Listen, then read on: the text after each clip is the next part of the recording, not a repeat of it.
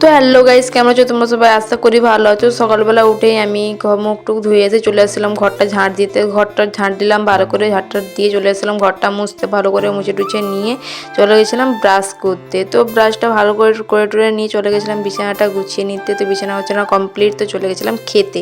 তো খাওয়াটাও কমপ্লিট। তো তোমার দাদা বললো চলো তোমাকে বাজারে নিয়ে যাবো। তো সেই মতন আমি রেডি হয়ে গেছিলাম বাজারে যাওয়ার জন্য। তো বাজার থেকে চলে এসে স্নান করে নিচ্ছিলাম। তো যেহেতু গাইস আমি মাথায় শ্যাম্পু করেছিলাম, তো তাই ভালো করে মাথায় জটটা ছাড়িয়ে নিচ্ছিলাম, কেননা শ্যাম্পু করলে গাইস প্রচুর পরিমাণে জট পড়ে।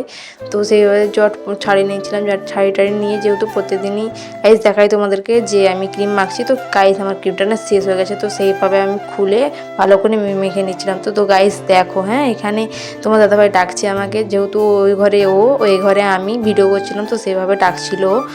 তো আমি ভালো করে সেজে গুজিয়ে নিয়ে চলে গেছিলাম। গাইস আমার একটা মানে পার্সেল চলে এসেছিলো। তো গাইস পার্সেলটা খুলে দিলাম। পার্সেলটা খুবই সুন্দর। তো গাইস আমার যদি ভিডিও ভালো লাগে তো লাইক কমেন্ট শেয়ার করে দিও।